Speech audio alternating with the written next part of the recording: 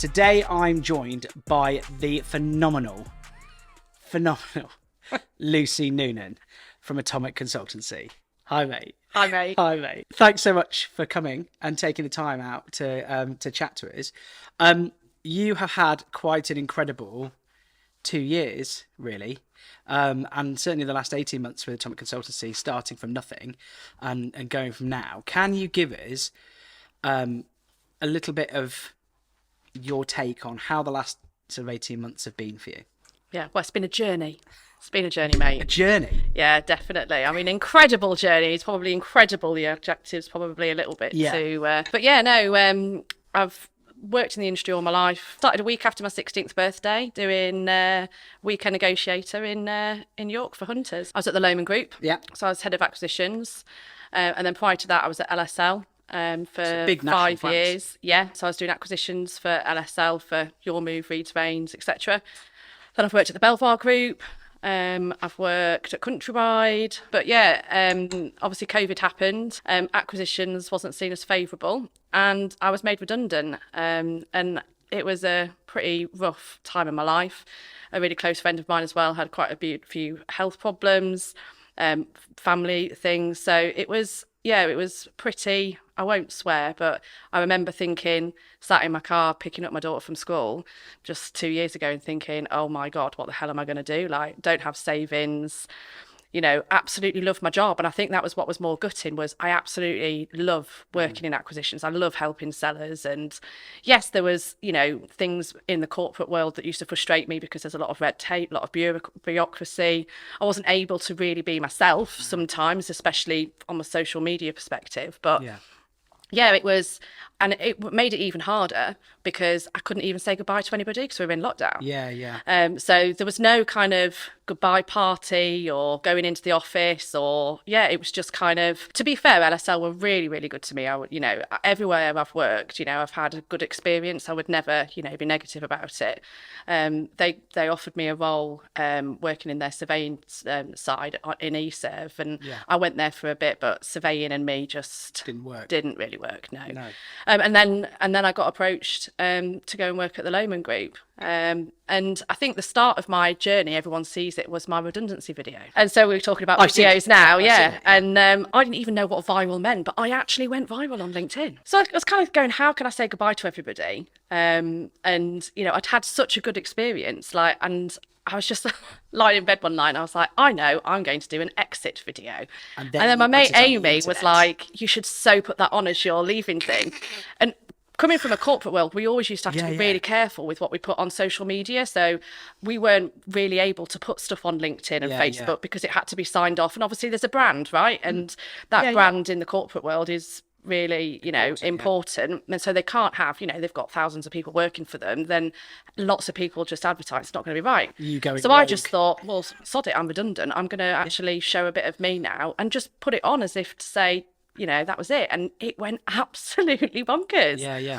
So even now people will come up to me and they'll be like, oh my God, I saw you do that video like 2 years ago. That was absolutely amazing. Like, we've got people in Australia and America. It was just unbelievable.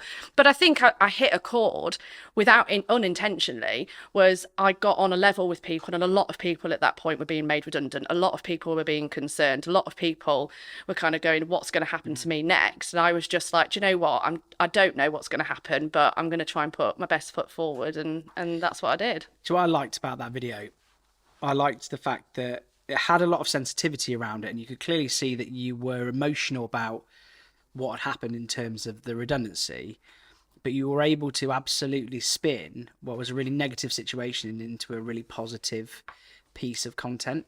And what I've liked about you since then is you've taken what could have been a really awful situation and just got stuck in and done something completely different. So, and what's great is that you the real Lucy Noonan, the terrifying, absolutely bonkers Lucy Noonan, was visible in that video. And I think that's propelled you forward into some of the stuff that you're doing now. So talk to me about your new business? So you started, so off the back of that redundancy, you decided you were going to just work for yourself. I got approached by someone that, again, the industry is very small, so was approached and then went to work for the Lohman Group, and I absolutely loved it. It was brilliant. It was basically me and Will Lindley, who was the owner of Lindley and Simpson, and we went off on an acquisition spree, as it was, and we did 23 acquisitions in 10 months. Absolutely loved it, but I think I started to feel parts of what had happened when I'd got made redundant, some of the frustrations that had happened have started to kind of creep out. And I kind of was like, I can see that we grew very quickly. And I just sat there, and I enjoyed dealing with people. And so we were working on some multi-million pound acquisitions. Like there was one that's, was near 100 million. And that just wasn't my bag, because I walked into a room and people just thought that I was a PA. The estate agency industry is quite male orientated at the top anyway. But the acquisition and merger space in terms of corporate finance, in different sectors, it's very male orientated. So a 38-year-old woman with a personality, wearing flat shoes and flying in like that, they're like going, who the hell is this woman? Yeah. But the reason why I was so passionate about it was the majority of acquisitions, it's someone's business, and it's something that it's so passionate to them, and they go on an emotional journey, and that's something that I could empathise with, and I help them. I might have a big personality, but I'm not thick. And I think sometimes that can come across is, I can sit in these big boardrooms and I can negotiate a purchase agreement, and I can negotiate indemnities and warranties and the restrictions and all of those kind of things. I've done a lot. But at the same time, I can translate that to a seller that's never gone through that before. And actually, they're not thick either. No. But sometimes I think my personality became, I think because I had the confidence to be more me, then when I'd left the corporate world and I'd gone into more of an equity funder, I think then my personality, I started to think, do you know what, actually, I don't want to be working with these multi-million pound acquisitions. I want to actually be helping people through that journey. And walked out of a meeting, and my boss at the time, Will, looked at me and he was like, that's it, isn't it? And I was like, I've got to do this. And it was really, really scary. I had 3 months' money to cover mortgage, bills and everything else. But one of the things that was really good for me was when I was at the Lohman Group, they paid for me to have an executive coach. So I'd never been coached before, being mentored and everything else, but I'd never had kind of an NLP strategic coach.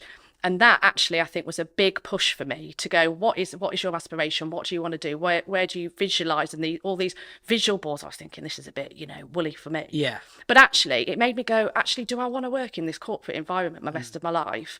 And my exec coach at the time turned around and says, what's the worst that can happen? Yeah. And, I spoke to a few people and I thought, do you know what? I am employable. And I know that if it doesn't work, yes, I might have to have a bit of rub my ego off, but I'll just go back and get another job.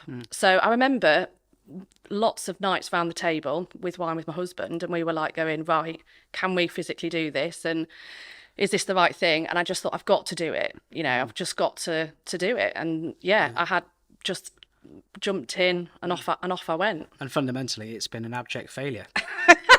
So, it's been a complete disaster. Do you know, it's just really... and now you're looking for a job, right? Yeah, well, yeah. Do you know what? It's really bizarre. It's really bizarre. And I know, do you know what we were saying earlier?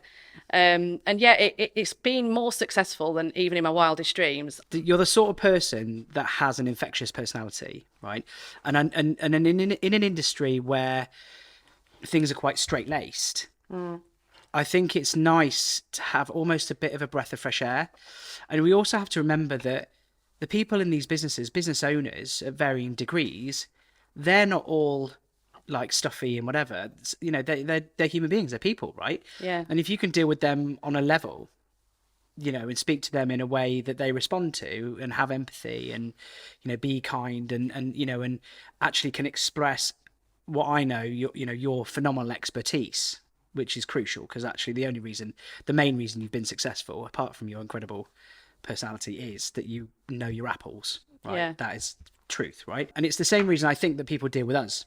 People respond to the warmth that our team have, but they know that that's backed up by incredible expertise Yeah. and phenomenal skill. And I think we have a lot of similarity in business terms in that area. But you're right. The worst that could have happened was, you shrug it off and you go and get another job. And it was exactly the same when I went self-employed and I left a very stable government job. Same reason. Same thing. Yeah, and my dad set up on his own. He just retired last month, and he just said, "You've just got to go for it." But again, at that point, I was, I've got a young family, bills to pay. We've not got inheritance behind us or anything like that. And I just thought, right, but also I had quite a lot of negative is probably negative people, some Mm-hmm. negative people around me saying, really you should stay doing this, it's a great job, you've got work-life balance, you've got flexibility. And I had you've got a great pension, you're gonna you'll earn loads of bonus and all the rest of it, and that was absolutely right, but it wasn't making me happy. No. I was getting in and I was getting frustrated, and also I was probably really difficult to manage because I started to become a little bit not argumentative, but I was like, no, that's not how we do it. And I wasn't being collaborative. And I was coming home and I was stressed. I was getting really frustrated. Would you say you were resentful? There was some things that I look back in some meetings and think that probably wasn't the most professional, but I was so passionate about what I do, and corporate finance people don't understand letting and estate agents. I've been a letting agent, I've been an estate agent, so I know what they mean. And yes, it's really important to make sure that we get the EBITDA and we get the post synergy uplifts and all of this, but ultimately is the culture right, is the people who are going to look after the people. And I was getting more and more frustrated because again, the acquisitions were looked at on a bit of paper. And actually, we're bringing two businesses together here. It's not just about that. And then 18 months down the line from starting your business, 50 acquisitions. Yeah, we've done 50. In 20 months. Yeah. My plan was to do 12 in the first year. I thought if I can do one a month. And I set out initially to be a project manager for buyers because a lot of buyers in the industry don't do acquisitions often, and they don't need a full-time resource, but they can parachute me in and I can support them through that. So started off just to do that, and then realised that actually there is a space in the market for someone that can broker deals, and so we quickly moved into that brokering space. But you've been doing things differently from the get-go. Unlike a lot of traditional brokers, you actually looked at the market and thought, how can I add my unique stance? How can I add my unique perspective on this? I think the video that I did in redundancy suddenly made me realise that I have a personality that I think people can relate to. Yeah. And a lot of the time, specifically what I do, they can make it really complicated with various different words. So when I first launched Atomic, I didn't have a website. I didn't have anything. The only thing I could do marketing-wise from an affordability was video. And I remember messaging you, and you messaged me back and you were like, I think I was doing a video and my eyes are off here. And you went, put a bit of blue tack on your camera to look. And that's where you stare at the camera. And that's what I did. Yeah. I was sat in my bed. People have looked at those videos 18 months ago. I'm sat on the side of my spare bed because I couldn't find a bare wall. I'm literally hovering on this thing with this weird tripod that I'd bought from for a tenner off Amazon, and I'm there doing this hi, I'm Lucy and here today I'm going to talk about this. And I just regularly started to post videos. And one of the things that I'm so proud of this industry is so many people get behind you, and I can't thank everybody, and I get emotional still about it. Out of those 50 deals, I had my colleague Laura the other day look at it, 34 of those has been either from someone that's recommended me or has said go and speak to Lucy. So whilst all of the marketing is really, really important, the marketing also complements, because we recommend it and people just have got behind us. And that's been really great, because I think people do want to get behind good people. And I do exactly the same. I refer people into people that I believe will look after them and give them a good service. So talk to me about the video content that you've made, and where you've used it and how you've used it. Yeah, so I decided really early on to do some really quick, short videos, again, showing my personality, but also showing my professionalism and the types of questions that I was always asked. So when I launched my website, it was really important that I had video content. Are you the only UK property market sales and acquisition specialist that has a YouTube channel? I think so. But you're changing. But again, you're changing the conversation. But aside from YouTube, you've actually broadened where you've shared those. Obviously, LinkedIn is a huge market for me. So I've posted a lot on LinkedIn, on Facebook. We've used them in our newsletters. Yeah.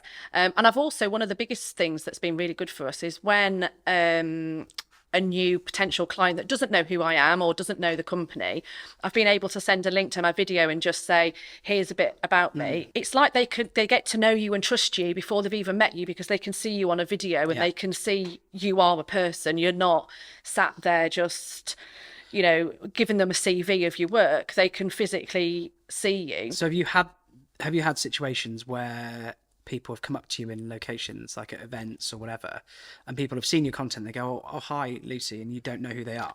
It's really, It's weird, I find isn't it? that really weird. Everyone keeps saying your face is everywhere, and I'm like, I was like, I am just trying to build my business. You know, we're being consistent, we're doing a lot of marketing, I am grafting. You know, we was just saying just before we come on air, I get, you know, you can't be brilliant at everything all of the time. You know, you can't be. You know, I'm a mum, I'm a wife, I'm a friend, I'm building my business. I have never grafted this much in all of my life, genuinely.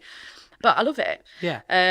But using those videos has really kind of, I think, has allowed us to go into, you know, be able to start a conversation with someone a lot sooner than it would be via a marketing letter or... And interestingly, actually, your husband, Craig, also started a business because you're crazy people. He decided, no, one self-employed new business in 2 years isn't enough. We'll do two. So Craig, your husband, he decided he was going to go self-employed. My husband's a civil engineer, so let's be honest, engineers aren't the most charismatic, and my husband is. I love my husband to bits. He's but great. you look at, he's great. but you know, if you say to me, Hi, Craig. what do you... Hi, Craig. We love you, Craig. Love you, babe. No, but you say to someone, I'm a civil engineer. It's not like the most exciting... Well, crucially, I don't know what they do. Kind of thing. Like, I don't know what... Well, I've been married to him for 11 years. So you sometimes. do. Yeah, so you do. Yeah, a little bit. Yeah. But because Atomic was going the way it was, one of the things that, again, through executive coaching, they said, you know, what is really important to us, and because I've been working so hard, actually having consistent and regular holidays is really important to us as a family. I can do 12, 15 hours, but then I could take 4 days off every 6 weeks, or, you know, whereas with Craig being employed, he couldn't. So that was really one of the drivers initially, that actually we want to live more of a hybrid lifestyle and he can work from anywhere. He was had more imposter syndrome than I did. Because I think I just was like, I think because I had negativity in my head sometimes, that actually drove me in a weird way. And when people tell you can't do something, I'm really stubborn. Does it make you go, well, sod you? Yeah. I'm going to do it and I'm going to prove you wrong. I'm going to prove that I can do it. One of the people that was very negative to me did email me in December, and it was just one line in a subject, and it said, you've proved me wrong. And I actually bawled my eyes out, like proper, like... snot running down. I was just ugly crying. Yeah, and I think he obviously had no idea how much that meant. But to me, I have worked hard, and all of these negative people saying to me, it's not going to work. Yeah. You know, to get that back, and I shouldn't have self-validation on that. But one of the things that it did teach me, and especially last year, is I have really worked hard to only surround myself with positive people. Yeah. And I've cut a lot of negative people out because actually I don't need to hear that. You know, I'm on my journey. You might not agree with my journey, but that's fine. It's my journey. You know, I've really had to go, right, I've got to stop all of these negative people. I always still get it. You know, I still panic. I've now got a team. I've now got to be responsible for people's salaries. I stress about that. It's stressful, You know, I've now put my daughter through. That's another pressure. So, you know, it doesn't change. It's not easy having your own business or being an entrepreneur or whatever, you know, people say. But do you know what? Now I know I'm authentically me. Yeah. I'm 100% me. And do you know what? If you don't like me, that's absolutely fine. It's cool, yeah. Because I don't like everybody either. No. So your best mate didn't like me at all when your first established today. Just thought you were slightly arrogant, but yeah, I mean, it's probably a little bit true, but you know, hashtag just saying, come on, I'm arrogant as well. It doesn't matter. Mead. Well, maybe fair. So Craig started his business, and then he decided that he'd seen you do some video content. And did you push him? Oh, 1,000,000%. He was like, there is absolutely, over my dead body am I doing videos. And I was like, I'm not being funny, babe, but civil engineering is boring. And Cold. Yeah. It's cold. It's true. And he was saying to me, well, I'm going to offer drainage expertise and all the stuff he does. And I was like, babe, it's like, to me, and I've been married to you for 11 years. He's like, yeah, but I can outsource structures and I can do all these. And I was like, yeah, but a lot of clients aren't going to know that. You need to go and do videos. Yeah. And again, we, invested in it. He came here for the day and oh my God, the night before he was getting stressed out. But again, you made him really relaxed, and the videos have been brilliant for him because he's not actually had to go out and meet a lot of people initially face to face. Which is probably difficult for him because he's not the most extrovert. No. You're like chalk and cheese. Oh, we're completely opposite of each other, and that's how it works really well. Because he levels me, he will bring me back down to earth, and I'll push him sometimes. I pushed him out of his comfort zone. But he's got 3 jobs, and he only launched in, I think he started in November last year. November so 2022. So he's only been going a few months, and those videos specifically, just those, has given him 3 jobs. Right. Because one of the videos is about talking about him, and he says something like, oh, I've got a daughter and she keeps me on my toes, and a wife, or he says something, but it's showing his personality. Yeah. And the clients that he sent, he goes, I really like this guy. Like, actually, you can see he's got 20 genuine. years experience, but he's genuine. And actually, we really want to help this guy out. And let's go and give him that job. Let's, Well, that's great, man. I'm pleased that all that's worked well. Because the point is that we want to try and encourage people to do more stuff. So if you could give someone some top tips, like what are your Lucy Noonan 3 top tips to getting started with video? 100% be yourself. Yep. Don't try and be anybody else than you're not. You've got to be yourself, because if you're not, people won't engage with you. You've got to be consistent as well. I stopped doing some videos for a period of time last year because I was just super busy. And then I started to realise that because I wasn't being consistent, I wasn't getting as many leads through. And it's why now everyone says to me, your face is everywhere. But that's because I'm being consistent. I post twice a week.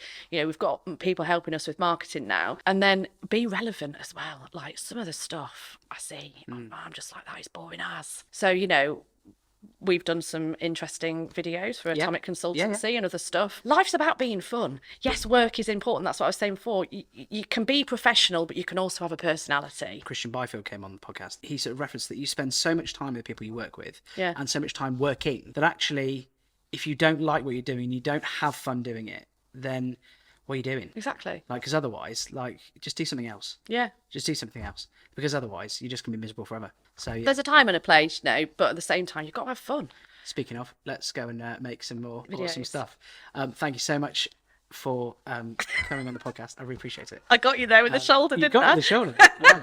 Wow. But thanks so much for your time. I really appreciate it. No, you guys are legends. Glad that you've had super value out of video, and I'm hopeful that more people can genuinely see the value you've had from it, and might consider putting some of it into their business. And use these guys if you do. Thanks.